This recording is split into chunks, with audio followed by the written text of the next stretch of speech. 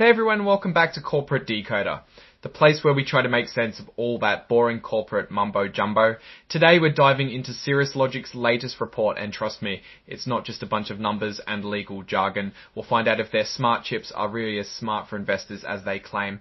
Cirrus Logic, a company that makes those little chips that power the sound in your phones and other devices, just released their year-end report.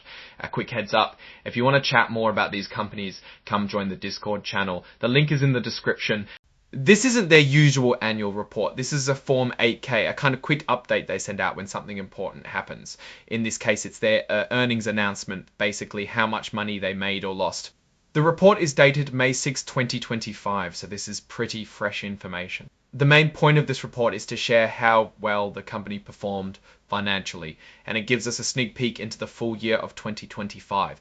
Cirrus Logic just wrapped up their fiscal or financial year, so we're getting a look at how they did over the last 12 months, and we get the shareholder letter as well, which can often provide a bit more context than just the raw numbers.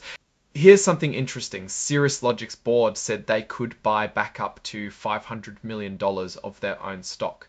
This is called a share repurchase, and it can be a signal that the company thinks its stock is undervalued, that it's worth more than what people are paying for it. It is also a way to return money to shareholders and sometimes boost the stock price.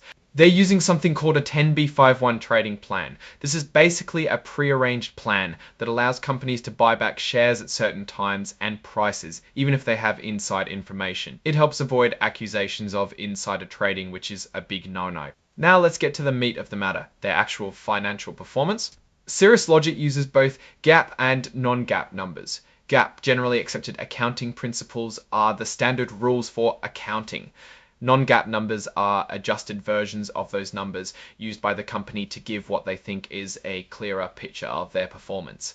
Basically, it means that they show how much money they could make, but not exactly how much they did. Alright, here's the good stuff, the actual numbers. Let's zoom in and see what they say. For the full fiscal year, Cirrus Logic's net revenue, so that's the total amount of money they brought in, was about $1.77 billion.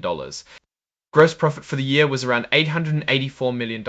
Gross profit is basically how much money a company makes after subtracting the cost of goods sold. Operating expenses were around $700 million for the year. These are the costs of running the business, like salaries, marketing, and research. Finally, net income. This is what's left after all the expenses are paid. For the full year, it was 160 times $7 million.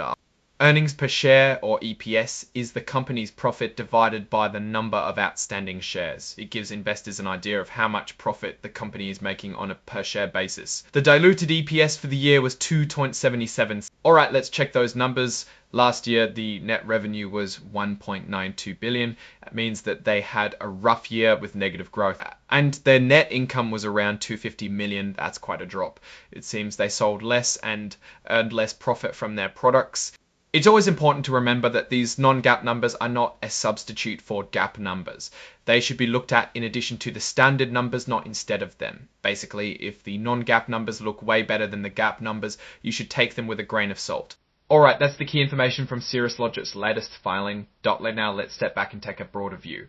It seems like Cirrus Logic had a rough year with declining revenue and net income compared to the previous year. The company may have faced challenges related to competition, supply chain issues, or changes in customer demand. That share repurchase program could be a smart move if they believe the stock is undervalued. As always, it's good to remember that it's just a snapshot in time. This report tells us where Cirrus Logic has been, but it doesn't guarantee where they're going. Alright, that's our breakdown of Cirrus Logic's latest filing. What's your take on these numbers and what they signal for the company's future? Drop your thoughts in the comments. If this analysis was valuable, hitting that like button really helps, and subscribe for more deep dives. Also consider joining the Discord in the description. Thanks for watching. See you next time.